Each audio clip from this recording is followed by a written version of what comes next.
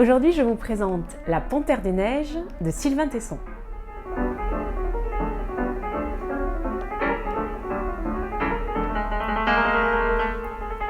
Alors, nous sommes en plein dans l'actualité puisque ce roman vient juste de recevoir le prix Renaudot 2019. Vous connaissez peut-être Sylvain Tesson si vous avez lu Sur les chemins noirs, ou encore Une vie à coucher dehors, ou encore Dans les forêts de Sibérie, ou même encore Un été avec Homère.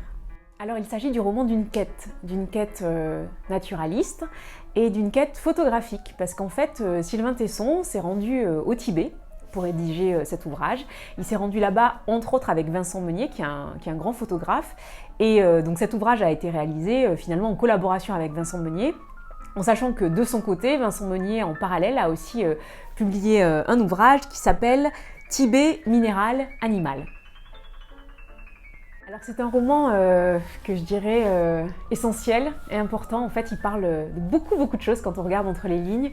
Ça parle d'amour, ça parle d'amitié, ça parle de solitude, ça parle de quête spirituelle, d'intériorité, de patience, d'attente, d'émerveillement, de contentement aussi, de récompense, d'humilité, de toute petite place de l'homme, et donc je dirais de soumission de l'humain face à la grande souveraineté animale.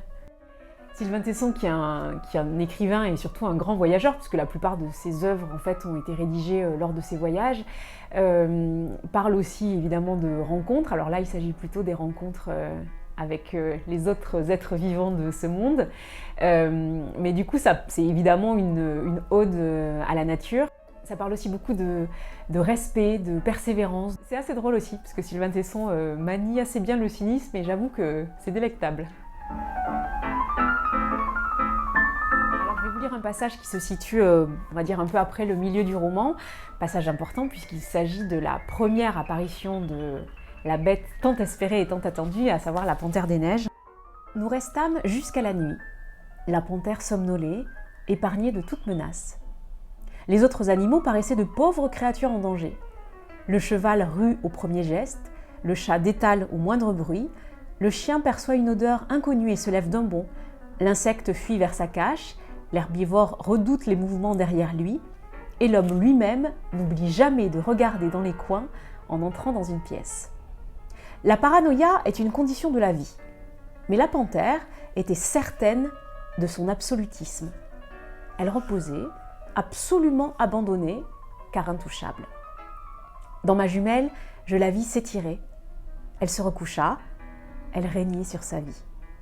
Elle était la formule du lieu. Sa seule présence signifiait son pouvoir. Le monde constituant son trône, elle emplissait l'espace là où elle se tenait. Elle incarnait ce mystérieux concept du corps du roi. Un vrai souverain se contente d'être. Il s'épargne d'agir et se dispense d'apparaître. Son existence fonde son autorité. Le président d'une démocratie, lui, doit se montrer sans cesse animateur du rond-point. À 50 mètres, des yaks broutaient impavides. Ils étaient bien heureux car ils ne savaient pas leurs prédateurs tapis dans les rochers. Aucune proie ne pourrait psychiquement supporter l'idée qu'elle côtoie la mort. La vie est vivable si le péril est ignoré. Les êtres naissent avec leurs propres œillères. Meunier me passa la lunette la plus puissante. Je scrutai la bête jusqu'à ce que mon œil se dessèche dans le froid.